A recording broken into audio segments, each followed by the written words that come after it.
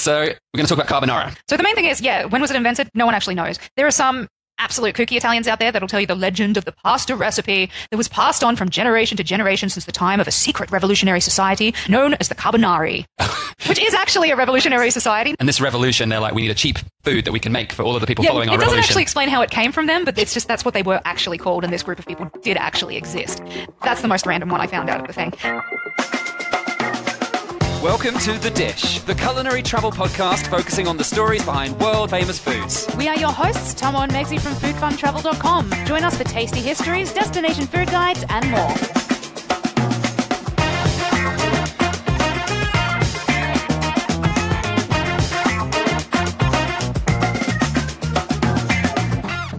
In this episode, what to eat in Rome, pizzas, pastas, and rice. It's going to be a carb fest. The history of carbonara. It's quite different from what you'd expect. Plus, a little deep-fried street snack with a built-in surprise.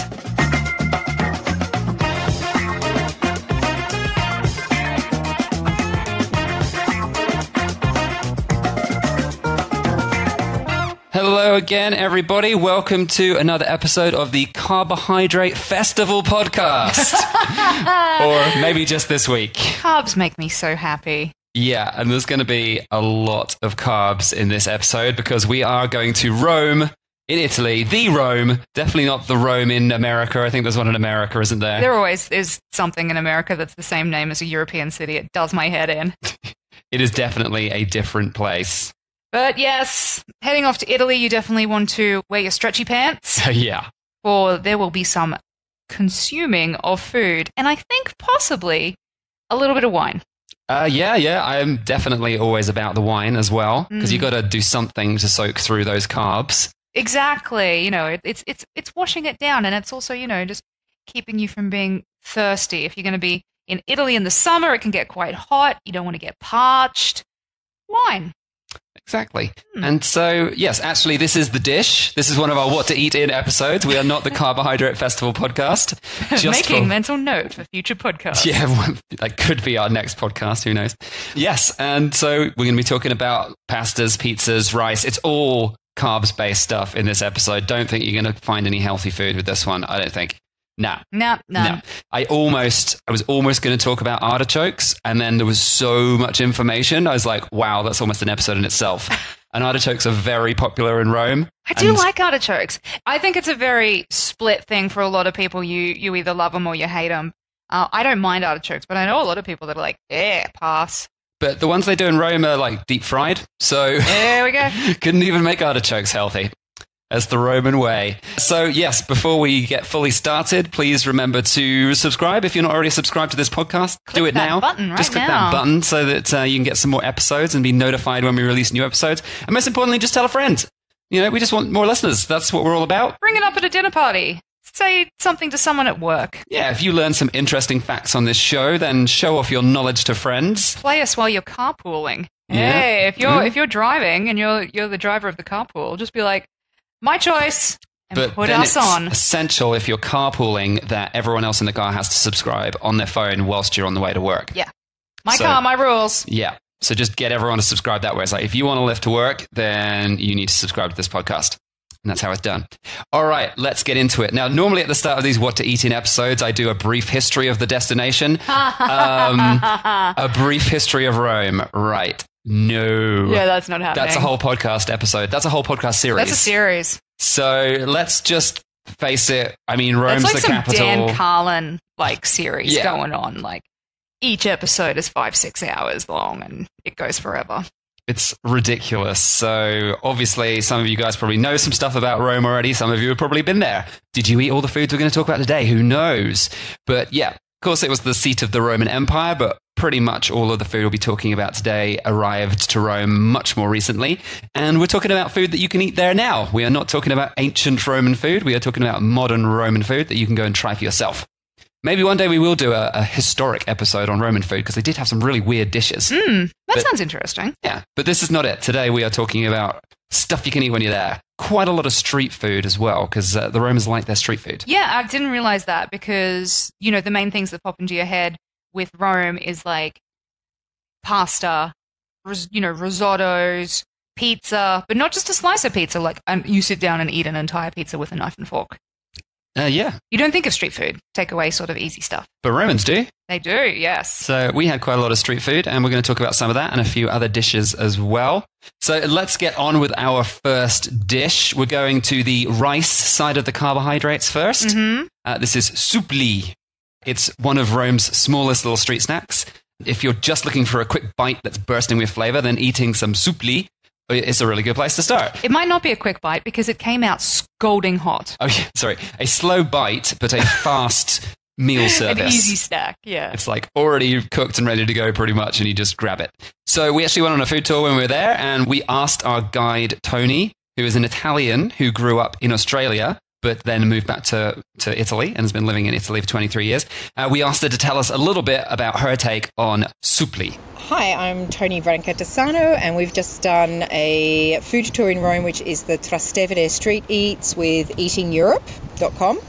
I'm going to talk to you about soupli, which is one of Rome's famous street foods. Soupli are risotto rice balls, and probably one of Rome's first street foods. It wouldn't have been uncommon to see men frying them to order on corners 100 years ago. The first ones would have been made with chicken, heart, lungs, livers. Pork was also a big ingredient. Pork is still a big ingredient in much of Rome cuisine. The traditional name for the Roman soupli, though, is soupli al telefono, because when you bite into it, the mozzarella that's squished in the middle as you pull away should come away, and it resembles a telephone wire, which is why they're called soupli al telefono. The rice is cooked, the classic one that we had today, the rice is cooked in a bolognese sauce. In Rome it's known as a ragu. The rice, you then roll it into a ball. You probably let that get cold first, though. It's going to become sticky. Though the place we had them, they make thousands a day. They don't have much time to let the rice get cold. The mozzarella is squished into the middle, breadcrumbed and deep fried. Street food to eat, not just for lunch or dinner, any time of the day. I mean, it's quite common to feel a bit peckish in your office. Maybe in mid-afternoon you pop out and grab yourself a soupli. And what would happen if you came here and tried to order an arancini ball from one of these places? Well, good question, Tom. Some people do also sell arancini, but arancini, which is most foreigners come here and go, oh, arancini. Arancini are the Sicilian version, slightly different. A lot of them are shaped in a cone, maybe to resemble the volcano Etna. The rice is cooked in a broth. Often saffron is added, so you have yellow rice surrounding the centre. The centre is a bolognese sauce, usually with peas. I mean, also getting back to soupli, you had a classic one. These days they make them also to replicate the Roman pastas, so you might find soupli alla carbonara, soupli cacio pepe, soupli alla matriciana. So yeah, lots of choice. Oh, perfect. So they're not going to completely laugh you out the shop if you order an arancini when they understand foreigners don't know what it is. No, I mean, a real Romano who maybe only makes soupli might give you a filthy look. But as I said, where we went today, they also make arancini. And there's also a couple of places here that actually their main food that they sell are arancini. So, soupli was already common on the streets of Rome at least 100 years ago, but it has definitely been around longer than that. It has likely been made in Rome at least since the 1700s. Ooh. So, yeah, it's been around. It's believed it got the name during the Napoleonic occupation of Rome. When Napoleon's French soldiers took over lots of Europe, they also took over Rome for a while.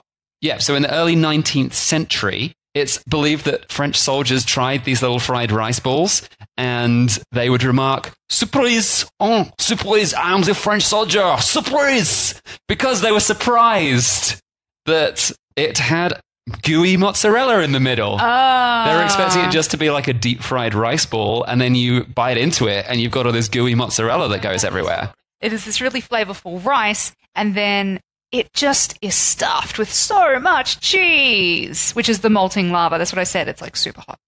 Yeah, and I love the cheese. Yeah, the French people were surprised about it, and apparently surprise came to soupli, soupli, and apparently that became the Italian name that stuck. I mean, it sounds like one of those crazy made-up stories. Yeah, it's probably not true at all, but I like it, so let's roll with it. It's a fun story, isn't it? Now, the original pre-soupli was the rigage de pollo. I think I'm pronouncing that a bit wrong, but basically these were rice balls made with chicken heart, lung, and liver. Yummy, yummy. That would have been the original. Surprise. That would be a surprise. Surprise. Like, guess what's in it? Lungs. Lung, hearts, and liver. And you'd be like, you got me.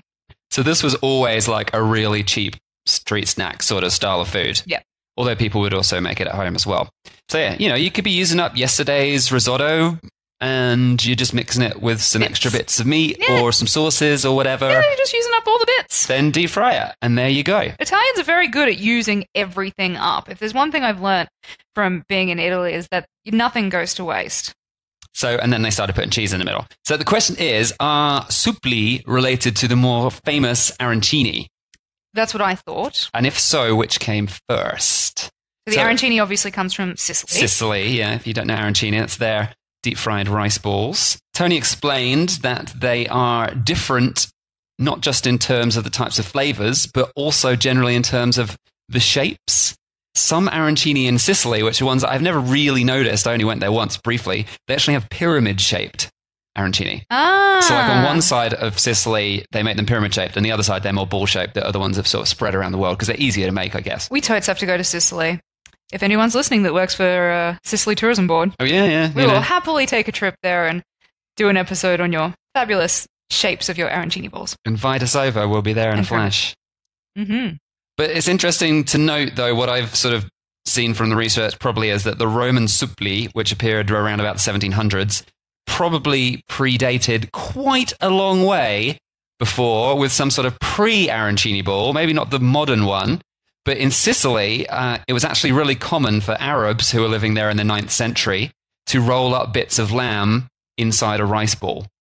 So it's not exactly an arancini, and it wasn't deep fried, but it was just a tradition that you put something inside the rice, rolled it up, then you ate it. I mean, it's not a far stretch to think that people would do that. Yeah, exactly. So it sort of developed from there. So they were already doing something like it, but arancini probably, as its modern form, wasn't even close to being around in the 9th century. The shape of those original balls... this is conjecture, really, in my opinion, but this is what a few websites are sort of saying. It's similar to a little orange, which it is. It's sort of like a really small little orange, like tangerine or something. And apparently the word for orange is arancia. And so it's possible arancini developed from arancia, a little orange. Interesting. Little orange ball shaped sort of thing. And of course, when you deep fry it, it goes that sort of browny color. So... yeah, so many of these food stories where they're like, it's basically the same as an orange. It's like, it's nothing like an orange. It looks nothing like an orange. What were people doing back in those days when they thought these things looked like oranges? It's sort of round and it's sort of orangey coloured, but it's brown. We'll name it the same thing. Sure, it's the same thing. So, could these original 9th century little rice balls have been what developed into the deep fried arancini that we have today? And eventually then moved to Rome, which was then transformed with local varieties and local fillings?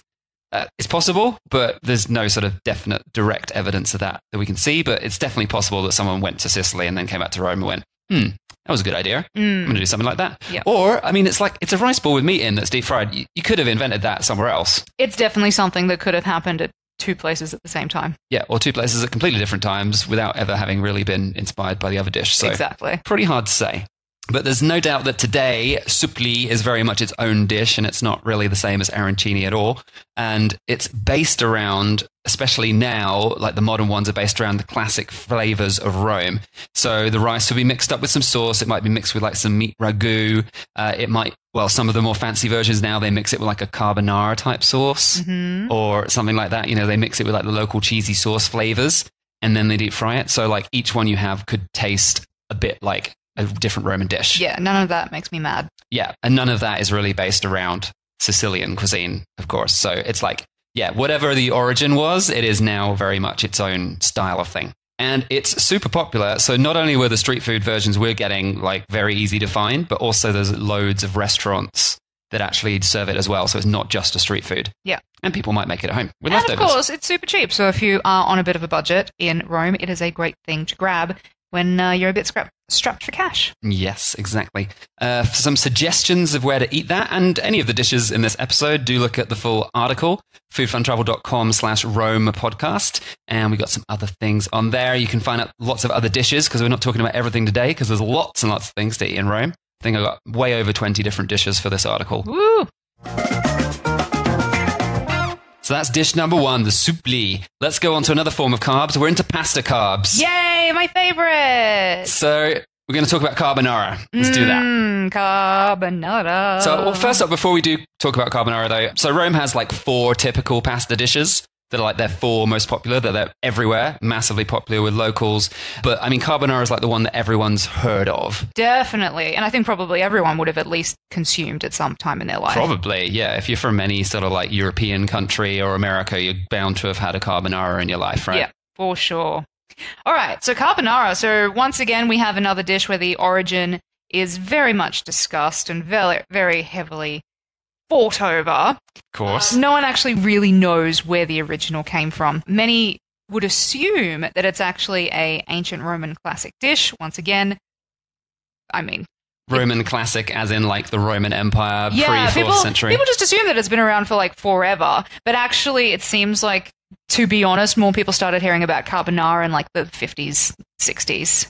Really? In Rome, yeah. So it might not actually have been a popular pasta dish until the 20th century. Yeah. What? So I have there's a ton of stories here. It's all hearsay. It's all hearsay. So honestly, no, I don't think anyone has a clue how it came about. But what we do know is carbonara roughly means in the manner of coal miners, or the carboni. So... All right, carboni. Carbona. So that's kind of what it means. And there are several competing theories, all anecdotal. Firstly, just for people who maybe don't know what a traditional Roman carbonara is, should we say what is the Roman carbonara? What like the ingredients? Okay. So what you'll have in an Italian carbonara is you'll have eggs. You'll also have a combination of pecorino romano or like Parmigiano Reggiano, because they love their cheeses, an air-cured pork cheek or pancetta for a salty, porky hit. And the pork cheek is called guanciale. Guanciale. And actually, it's not very specific what sort of pasta you put it on. You can put it on spaghetti, linguine, rigatoni. Everything's actually acceptable. So it's a little bit flexible, but probably people have their own opinions of what they think the correct carbonara is. Exactly. Oh, and don't forget the black pepper, because that's where the reference comes for the coal miners. They think. All right, and we're going to get into that. Lots of black pepper. So yeah, that's pretty much what you're going to get in an Italian carbonara. So, first story.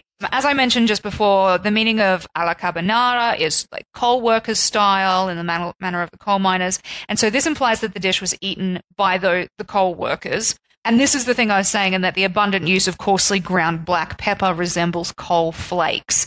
So that's kind of where... Because obviously coal miners come out of the mine and they're just like, shake it off into their meal. Yeah, I'll put some coal in this. Or why don't I use black pepper instead? Yeah. But I'm going to put way too much black pepper on just because I'm a coal miner.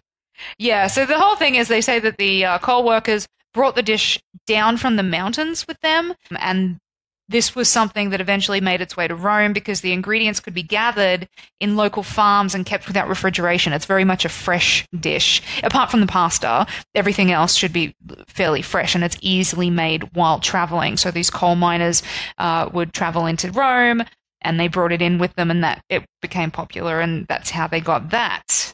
So the air-dried guanciale can be kept out of the fridge, but pancetta should be refrigerated, so the guanciale is probably more likely the meat that they would have been using originally. Yeah, I mean, the pancetta is the modern version of what people are putting in it now, but essentially carbonara is a cheap dish. It's not meant to be fancy. It's a cheap whatever you got lying around that keeps and is easy. Like, it really is. And we'll come into another few more of the theories that kind of explains that a little bit more. So yeah, once again, still in the mountains, in the Apennine Mountains of Abruzzo. They think it was made by woodcutters there who made charcoal for fuel. And they would cook the dish over the hardwood charcoal fire, and they would use penne rather than spaghetti because it was easier to toss with the eggs and cheese. All right. It's just another random story. I don't know. Another one, and this seems to be the most popular, according to the internet users, is that, and this is the one you'll really read on a lot of articles, is that food shortages after the liberation of Rome, that happened in 1944.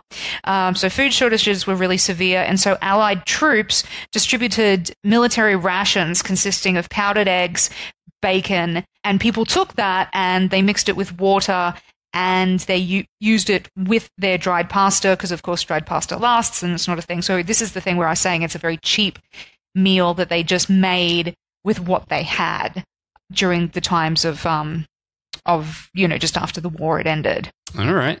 There is a similar story to that as well, also with the liberation thing, but with a little bit of a twist. Instead of the Allied troops actually handing out military rations to the people because they were hungry, they sort of suggest that there were just troops everywhere in Rome and they didn't really have a lot to do because they'd already liberated them, and they of course were looking for a meal. So they were said that some of the restaurateurs were looking for a meal that would satisfy American troops, and they came up with the idea that to feed them an Italian dish, but with two of the most classic ingredients that came from an American breakfast, so they felt a little bit like home: bacon and eggs. I think that story is complete crap. But it was another one that I read. It's the first one that people seem to say is It's because it's the most entertaining and I know, ridiculous story. It's really cool. It was this really long, detailed article. It was a full story about how it came about, and it was such a marvelous idea, and it spread in popularity. I mean, the thing we do know is that this is sort of around about the time that Americans did start, seeing it back, being cooked at home. So there is this idea that the GIs sort of took this dish back with them and started cooking it at home, and that's how it became really, really popular in the United States. Well, it would make sense that if this dish really is that modern, that it wasn't people emigrating from Italy that brought carbonara and popularized it in the US. It would have had to have been something like that, more sudden. Exactly. Yeah. So with this particular story, speaking about where the name came from, it suggested that once again we're looking at the wood or the coal that burned under the stove, which is carbone in Italian, carbone in Italian. So coal under the stove, carbonara. Carbonara. So yeah, that's a really popular theory with a lot of people, but there are a lot of Italians that will tell you that the GI story actually makes no sense at all. Mostly because you can't make carbonara with powdered eggs. No, it would be rubbish. Yeah, it would be really rubbish. But back then you did what you could, so... It could have been a precursor, and then they realized, well, hang on, now we've got real eggs, let's make this better. Yeah. So the main thing is, when was it invented? No one actually knows. There are some absolute kooky Italians out there that'll tell you the legend of the pasta recipe that was passed on from generation to generation since the time of a secret revolutionary society known as the Carbonari. Which is actually a revolutionary society. No, it wasn't. It was a society. I think they were in the 1800s. So it really wasn't passed down by that many generations. And this revolution, they're like, we need a cheap food that we can make for all of the people following our revolution. It doesn't actually explain how it came from them, but it's just that's what they were actually called, and this group of people did actually exist. That's the most random one I found out of the thing. But there is one thing that, all these people will argue about who did what and who invented what and when it happened, but pretty much there's one thing that all Italians will agree on, and that is that carbonara should never have cream in it. Yeah. I don't know who did that. I don't know who started it. I personally think they should be shot. Well, I know there's going to be people out there going, well, I love it with cream. What are you talking about? But I know plenty of people, they're like, if you go out to a restaurant, they won't order carbonara because they think it's too heavy. They're like, oh, no, that dish is too heavy. I can't eat it all. It's too much. But if you have a real carbonara experience that does not have cream in it, it does not. It's actually, they take the raw eggs and they stir it until it's like a cream-like consistency. It's a very tricky dish to make with the heat and everything. I make it egg yolks only. So I don't know if Rome, did you find that out, or it's up people's personal preferences? But Italians do not use cream. No, egg yolks only, no egg white, not whole eggs.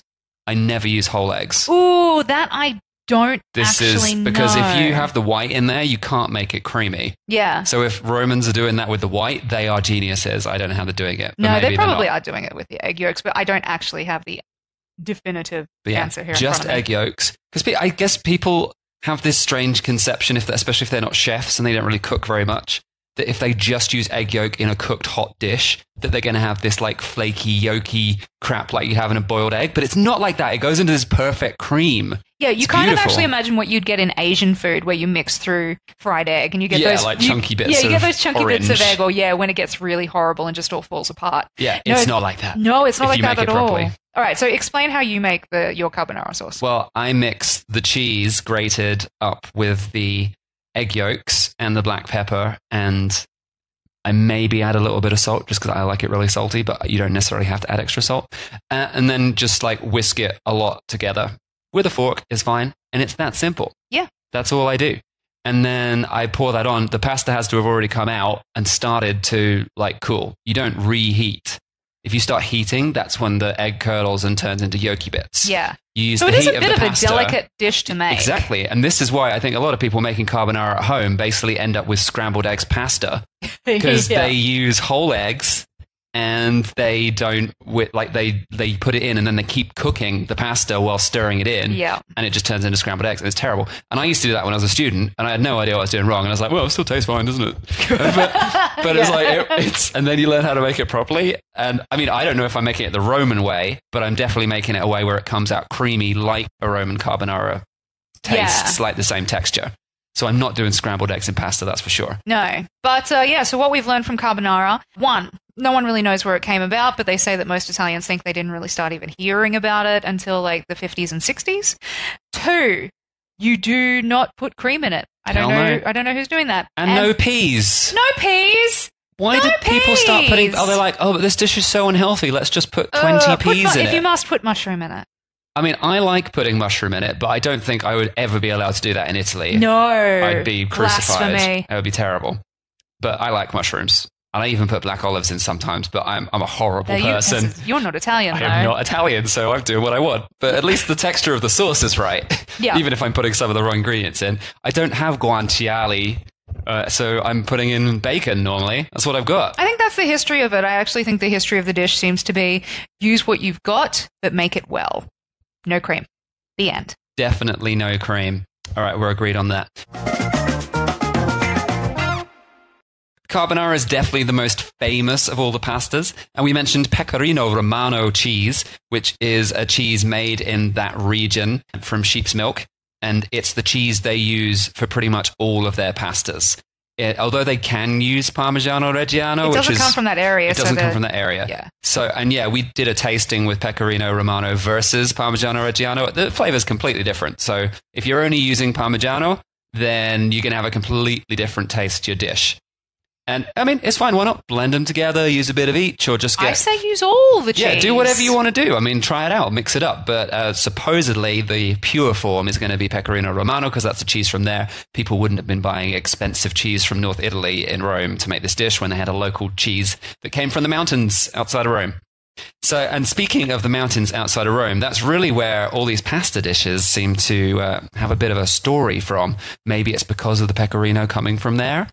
Maybe that's what links it up. But yeah, the rules that sort of link all these dishes, maybe carbonara is the most complicated one. The other ones I'm going to talk about are actually more simple than carbonara. Super simplicity, but technique. If you mix it up wrong and you put the stuff in wrong, you're just going to have like a lumpy pasta that's not very good. Yeah. So that's sort of what happens. So probably the simplest of the four famous Roman pastas is cacio e pepe, with pecorino cheese and black pepper, and that's it. There's no extra ingredients added. Obviously, pasta. But these have all got pasta in, guys. We'll talk about that. Cacio means cheese. And, of course, in this case, we'll refer to the pecorino romano. But that's not to say that when this dish was invented that there wouldn't have been other cheeses. Just people like, whatever cheese I've got. Yep. I mix cheese and black pepper. Those two ingredients with the pasta and starchy pasta water. You mix that together with the cheese to get it to melt into a sauce. Yes, please. And that's it. And spaghetti is the most common option with this dish. Spaghetti actually is from Sicily originally, but spaghetti is now the most popular option with this dish. But also rigatoni is very popular as well. The thing you will find in Roman areas, it does seem to be a lot more of the dried pasta, where before when we were talking about Emilia-Romagna in our other episode about like what to eat in Bologna, it definitely much is the fresh pasta. Yeah. So and these sauces stick differently depending on what pasta you use. So this is going to be, as you said, with them using the starchy water, that's going to bind it all a little bit more so that it sits on the pasta rather than falling through the pasta. And I was really surprised when we discovered how much they use that starchy water. Usually, I always just throw it down the sink, and it's so good to cook with. Yeah, you're supposed to use it like pretty much all these dishes. I mean, my carbonara, I normally have to put a little bit of starch water in at the end as well. Yep. It helps. I do it when making pesto pasta too. Yep, because that's what we saw when we went and stayed in Bologna and a local made it for us in his home. He added a whole bunch of the starch water. And I'm like, oh, that's what I've been doing wrong my entire life. That's why my sauce is always so thick and I have to use like so much pesto and then it's thick and heavy. It's like, no, add a bit of pasta water and it's a much lighter, nicer dish. Ta-da! So anyway, this cacio e pepe, the origins are uncertain because this one is probably the most ancient. It is basically just cheese and black pepper with pasta.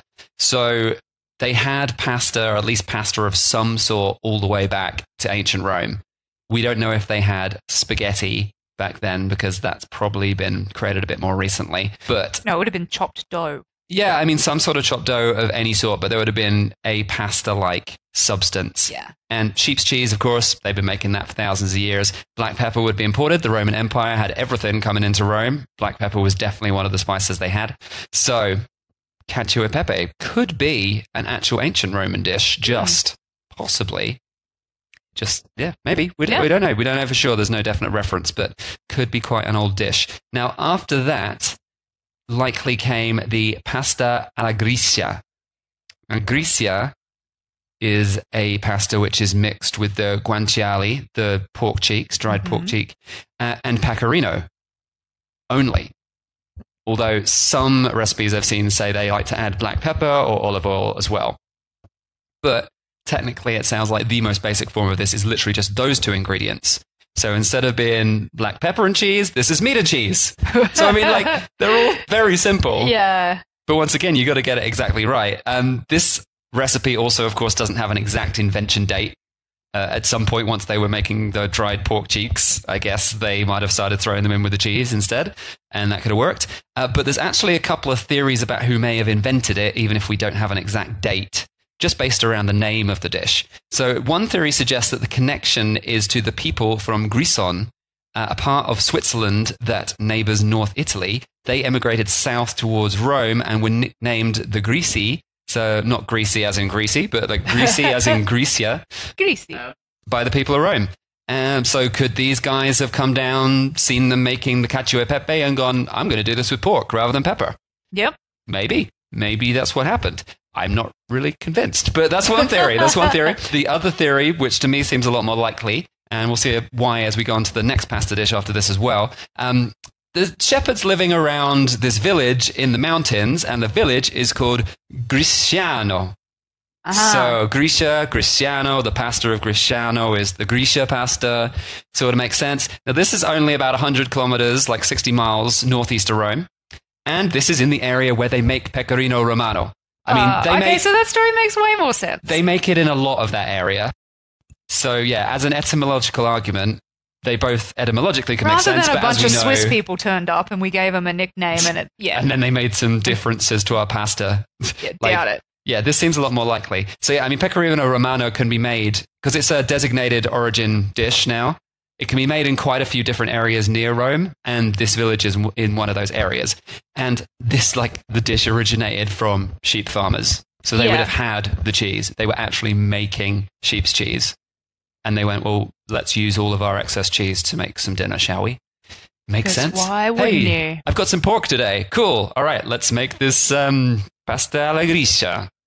So that's the first two dishes. We've had the cacio e pepe and the pasta alla Grisha. Now this moves into the final dish, the amatriciana. This is made with, once again, the guanciale, the dried pork cheek, pecorino romano, and now tomato is added. So it's in a tomato sauce with those same ingredients. Some recipes do say they add black pepper. Some even say they add chili and white wine. Ooh. And specifically onion is a controversial one. Apparently there's some old recipes with onion in, but like it's really controversial whether you use onion or not, because it maybe overpowers the dish. Yeah. So this, if you want to have this amatriciana dish the classic Roman way, you've got to have it as bucatini amatriciana. Bucatini is the thick spaghetti that has the hole down the middle. It's like a little tube. Love that. Yeah, I know you love that. Because I'm a pasta fiend. Yeah, so that's like the way you have this pasta. But of course, this dish also did not originate in Rome. mean, apart from the carbonara, which also may not have originated in Rome, it's like none of these pastas technically were invented in Rome, but they all just became really popular in Rome. That's also like Rome was just a big hotspot. Everyone was going to Rome for some reason. Someone went there and went, oh, I make this dish this way. And then people started making it. Or they moved there because they wanted to make more money and live in the city. The original version of this dish, and this is what really lends weight to where it was actually invented, comes from the small town of Amatrice, and hence Amatriciana pasta, their pasta, which is also in the Apennine Mountains. And they most commonly use spaghetti. So that one is a spaghetti dish, although some sources claim originally before like the common use today that they would have actually first done it with macaroni. Everyone disagrees on everything, basically. That's the problem with this. The origin of this dish is believed to be a variation of the Alla Grisha that I talked about before. Once tomatoes had actually found their way into Italian cuisine in the 17th and 18th century, it was really only a matter of time before cooks started experimenting and adding tomatoes to dishes that were already sort of popular. Yeah. So, pasta alla Grisha plus tomato sauce equals Amatriciana. That's it. Yep. It's the same dish, but with tomatoes added, pretty much. So, and then I had a quick look on the map, and it turns out that Amatrice is less than 5 miles from Grisiano, like 7-8 kilometers away. They're literally next door. They're both in Pecorino Romano cheese-making regions. So they both got this cheese. It makes so much more sense that all of this just came together in one region than some random people from Switzerland emigrated and went, we'll add pork to your dish. Definitely. It's possible either way, but all of this stuff just seems to add up. There's people from outside of Rome. They do this simple farmer food. They're all shepherds or whatever, and they make their own cheese. And so, cheap food. And then it ends up in the capital, as food always does. Yep. And I know that we're throwing around a whole bunch of I know you're wanting to find out what to eat in Rome, and a lot of these Italian words you might not have a clue what we're actually saying. We're actually saying or how to write them. So they are all going to be in the article. So you can head on there after you've listened to the podcast and check out all of the foods that we're talking about today, plus however many more Tomo found in his research. At least 20 good foods that are very much Roman dishes rather than just Italian dishes that are in Rome. They're very much Roman favorites. foodfuntrouble.com/Rome podcast for all of that information and all the correct spellings of names and some suggestions of where to eat some of these foods. So unlike the pasta alla Grisha that could have been made for like 2,000 years for all we know, pretty much, the pasta alla Amatriciana could not have been made prior to the 17th century because they needed tomatoes. And the first recipe, this one actually has a recorded recipe. This appeared in L'Apizio Moderno, the modern cooking, I think that means. Cookbook. It was first published in 1790 by Chef Francesco Leonardi. So there's an actual recipe for that. Nice. So that definitely happened by that point, and all of the other pastas, it seems, would have been predecessors to that. So they all happened before 1790. Carbonara, though, we reckon a modern innovation. Yep. So that's the top 4 Roman pastas. There we go. Yum, yum. And so now, time for more carbs. What? Did we have enough carbs yet? I am still... Well, that's just like first and second, snacks, right? It's time for the main show. Well, technically, the Italian thing, I don't know if we've talked about this on other podcasts, but it's like you have these little dishes, like a little pasta dish beforehand, suppli or whatever maybe, and then you go out for your actual secondi patti, your second course, which is like some big plate of meat. Yeah. And it does everyone's head in that it's like pasta is first. That's a starter. It's a starter. I'm like, after the pasta, I'm already like, I don't know how much more I need. Already had some bread and cheese for appetizer, and then there's a big bowl of pasta. It's listed that way, but it is very rare that Italians actually go out and eat a bowl of pasta and then a big plate of meat. They do. I'm not saying they don't do it. I'm just saying it's not a common thing. Anyway, this next dish is definitely not a second course. It is definitely a course all of its own. We're going to be talking about pizza. What? Pizza in Italy. In Italy? Now, of course, pizza, like the history of pizza, is a massive, massive topic. So we're not going to cover that in half of a Rome episode. We're going to have a full episode, maybe double episode on the history of pizza. Maybe three, yeah, because it's awesome. And we're going to go back to Napoli at some point, and then we're going to interview some people, and we're going to get on the pizza thing. So that's coming in the future, but not super soon. But there is actually lots of specific Roman pizza that is said to be from Rome and is spread around the country. Ah, yes, it does come down to toppings, doesn't it? No, it No? does not. It actually comes down to the style of the bread. Oh, of course. Pretty much all of these pizzas, and we're going to talk about 4 different pizzas that are all said to have originated from Rome. They are all styles of the bread, really. And yes, the toppings do affect everything, the flavors, but it's the actual types of bread that define what type of pizza it is. So, yeah, we've got 3 traditional types of pizza, and then a 4th type that was actually only created like 10 years ago. So that's pretty cool. All right, let's talk about probably what's the most classic one that people would recognize, the pizza tonda. This is your classic Roman-style round pizza baked in a wood oven, and it's actually considered to be more of an evening dish. So it's something you go out in the evening and sit down, and they won't even be firing up the wood ovens till like 6 p.m. if you want to get this sort of classic round pizza. Of course, that said, if you just go to a tourist restaurant, they're going to serve pizza all day. It's probably not going to be that great. I mean, it might still be okay, but it's not like really, really classic. It'll just be a pizza. So what makes this different to pizza? Well, yeah, so first of all, you should be getting it in the evening, your proper pizza romana experience. These are the super thin and crispy type. So not just like a medium thin and crispy. Look, they're really, really crispy, and like the outside, it's completely flat. So it doesn't puff up at the outside at all, really. Mm-hmm. And even like the edges around the outside have just started to blacken off. So it's, yeah, super, super crispy. So different from like a classic Neapolitan pizza. The pizza from Napoli is actually recognized with these really strict rules. It's a UNESCO heritage status pizza. So it's like very much like it came from here. This is how it's done. This is the way it's supposed to be done. Pizza of Napoli is actually referred to in Italy sometimes as pizza alta, which is the high pizza. And this is because the puff crust rises really high. It's very puffy. And then pizza tonda, the Roman one, is also called pizza bassa, which means a low pizza, because it really is entirely flat if it's done properly. Yeah. It shouldn't have any puffy crust on the outside really at all. And I thought when I first saw this, I was like, oh, pizza alta? Are they saying like the Neapolitans are like, mine's so much better than yours? Yeah, the Roman pizza's the low pizza. So lame. But it's just talking about the crust height. It's talking about the crust, apparently. Yeah, if you're in Rome, you shouldn't be getting the Neapolitan pizza. You've got to be trying these real crispy, thin pizzas.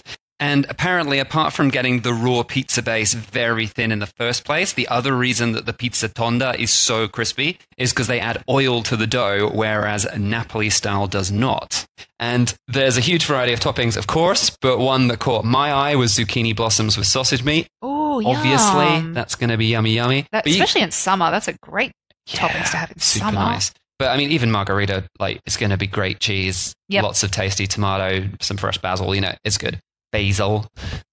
Basil. And it's basil.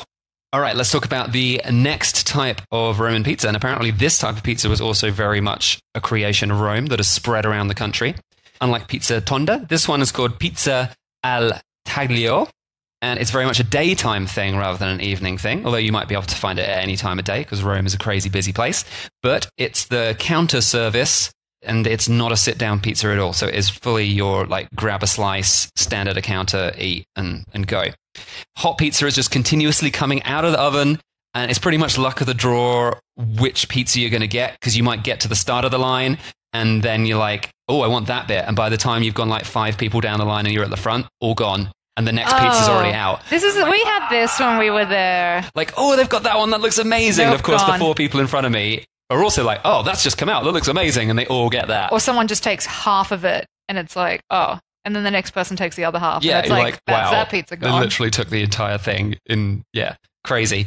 So this type of pizza specifically is always like a rectangular or square baked in a tray rather than baked straight into the stone oven. It's baked in a tray. And it always has a thicker base than pizza tonda. It's some say like as thick as a focaccia, but really it varies. Like they do have a few that are very thick, but they also have like a medium thin and medium base. So like all different types of pizza thickness, which is cool. And that's good. You get all this variety. It's all set out in front of you. You can be like, I want that one. I want that one. So yeah, unlike a pizza by the slice that you'd expect in New York or in, well, pretty much anywhere where you walk into a place where you're like, I'll have a slice, please. It's not done like that at all. The whole pizza's just there. They've got a big knife, sometimes scissors, apparently. I've never seen it done with scissors, but apparently that is a thing. And you just point at the pizza you want. You say roughly like, oh, I want 200 grams of that. I want 300 grams of that. Or like, I want a big slice. I want a quarter of that or whatever. And they just cut a bit off. And it's sold by the kilo. Yeah. They weigh the pizza slices. So and it's by weight, not by per slice. I'd literally never seen this outside of Italy. I mean, I guess it must exist somewhere because it's such a cool idea. But it means, I mean, I love this concept because I can't choose one thing. I think it's fantastic. You get if you can't choose just one between, like if you're like, no, I want margarita. No, I want meat eaters. Meat lovers, which is totally Western. Not an Italian. Not Italian meat toppings lovers, at all. Italian pizza, no. But you know what I mean. If someone's in the mood for meat and someone's not in the mood, like it's like you can just get slices of whatever you want. You don't have to, cater to just one particular person. Everybody's happy. You can get a tiny slice. Like you don't have to buy like, oh, I want one slice, and they're like quarter of a pizza. You're just like, no, I just slice off a bit of that. I think we had like 6 different pizzas when we did this in Rome, and when we did it in Bologna, there was an amazing place there that did it as well. We're just like, we'll have that. Give me a little bit of everything, and buddy. Yeah, and by the end of it, you've got a whole pizza, but it's 7 pizzas. Yeah, in one. None of this half and half. Super awesome. All right, the next type of pizza is probably the most basic type of pizza there is. Pizza Bianca.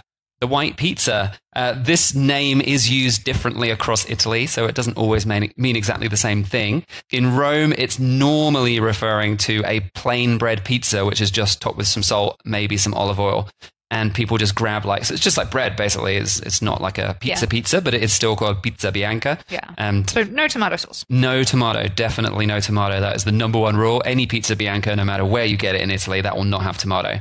Because that's technically what the Bianca means. Like, it's a white pizza. So, without tomatoes. Yeah, people just grab a bit of this and they make a sandwich with it. So either they fold it over and put some meat and cheese inside, or they slice it down the middle because it's quite thick. And then they put some meat and cheese on the inside or something like that. And that's pretty much it. Maybe some porchetta, some ham, that sort of thing. And just, and people even just eat it plain because it's fresh. Good. Yeah. I mean, fresh bread is fresh bread. It's great. It doesn't really matter. But Pizza Bianca can also refer to just a pizza that has no tomato sauce, as we said, which means it can be, the white is more referring to the fact that it has cheese on top. So it will be just like a cheese pizza. Sometimes there's other ingredients on top, but definitely no tomato. So that does happen. You can definitely get those in Rome as well. So do check which one you're getting. If you're just asking for it, make sure you point at it. Yeah, and if you're not expecting it, just know, because you could be disappointed. I know when I first went to Italy and I didn't know, and I just ordered something, and I was like, why has mine got no tomato sauce? I'd never, ever heard of a pizza with no tomato sauce on it. Yep, but it's a thing, and sometimes it works. Well, I mean, obviously it works. That's why millions of people in Italy are eating it. Yeah. And it does work, because, it's cheesy bread. It doesn't have to have tomato, but I love tomato on pizza, so So you might want to compare this plain Pizza Bianca to focaccia. It's not focaccia. No, focaccia comes from a different region. It's more, focaccia's more known to be from Genoa, the Genovese in the northwest. So, it's not focaccia. It does have some similarity, but it's more like pizza. Yeah. It's pizza, just thick pizza. All right, let's talk about the final type of pizza. This is the super modern one. It's called Trapezzino. It was invented in 2009.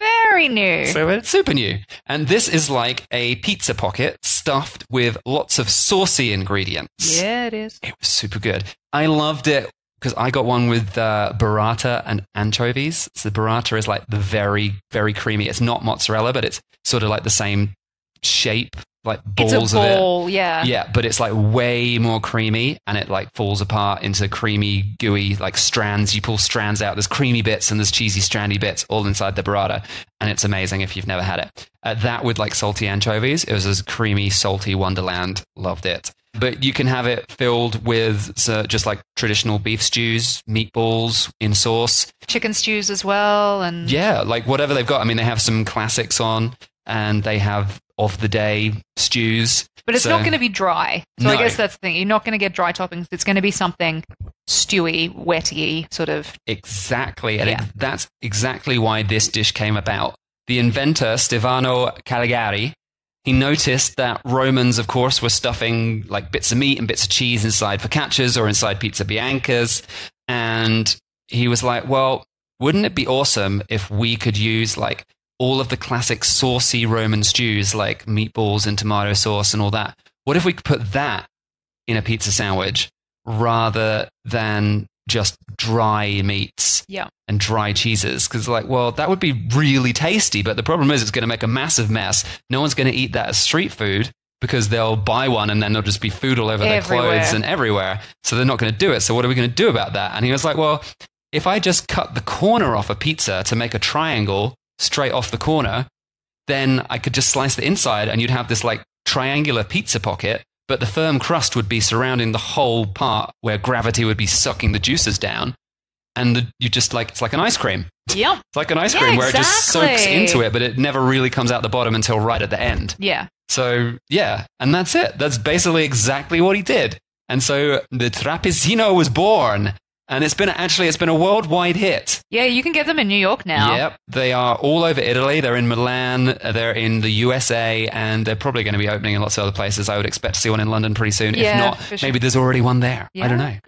So, yeah, that is an introduction to Roman pizza.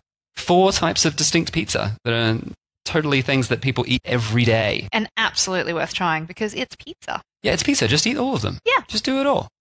All right. So, yeah, we were going to talk about some healthy food, and then I realized that there was no way. What did we eat that was healthy? Well, I was going to talk about artichokes. Oh, that's right, yeah. The story is so long, it's going to need a whole episode to itself. All right, so just know that, we tried. We tried to get to healthy dishes, but after the most important dishes, pizzas, pastas, rice, we couldn't get to healthy dishes. But there's a lot of other dishes on the article. I wouldn't say they're healthy. It's like meats, like saltimbocca. I think that's the pork wrapped in ham. Yeah. And obviously it's awesome. But, that's all traditional dishes, but if you are in Rome, you can just get a caprese salad and you'll be I'm sure fine. You can. I don't know if it comes from there specifically. That's what I was saying. I don't know if it's particularly Roman, get whatever but you want. can get salad, of course. Of course you can get salad, but why would you? Yeah. Not if you're on vacation. And yeah, there's so many calories don't count on dishes. vacation. I've said this before. So yeah, and we didn't make it to dessert either. There's lots of pastries and stuff that are more breakfast things, but you can also have them throughout the day. Well, the thing we tried was unique gelato. I mean, it's not a traditional Roman thing, but there's quite a few people in Rome now that are making interesting flavored gelatos. The debate, is it Roman? Is it from Emilia-Romagna? Emilia-Romagna seem to be like it's from here. Well, that's where they make the machines. So that doesn't mean that they invented it. No, they that's just true. capitalized on it. We don't know for sure. We are still working on a gelato versus ice cream episode. We've interviewed some people, and we're going to interview some more in the future. Contentious. And it's a little way off, but eventually we are going to see, maybe can we find an answer to the gelato story, or at least just a good story. So yeah, that's what you're going to get for dessert. You might get some pastries, but after all those carbs, probably you're just going to want gelato, which is also technically carbs because it's all sugars. Yep. Sugars and creams, sugars and fats. There's some more carbs for you. Yeah, more carbs. So carbs, carbsy. But yeah. So definitely some other things you can look at. Food, fun, travel. Carbs, spam, and carbs. Oh, and spam and carbs. There's no spam. It's pork. It's pork cheek, dried. Guanciale. All right. That's it for this episode. Yes, do go and grab the show notes. Well, not the show notes. Actually, it's a full article on Roman food at foodfuntravel.com/Rome podcast. And then you can, read about all the other things you can try while you're there. And we've got some other we got loads of articles on Rome, of course, because it's a popular destination. We've been there a few times. We've got like a little like a 2-day walking itinerary, tour, 2-day walking tour on the blog. Just jump on the blog and type Rome into the search bar, which is somewhere in the top right corner of the blog. And also, Italy's one of our featured destinations as well, so that should be on the homepage. Yeah, if you go into the destination section on our website, you can just search Italy and then loads of Rome stuff. So tons of different resources we've got for Rome. You can definitely keep yourself busy if you take a look at those. But start from foodfuntravel.com/Rome podcasts, and I'm sure I will link out to some of those from that article as well, so you can find them nice and easily. All right, well, that's it. So just finally to say thanks for listening. Obviously, leave us a 5-star review.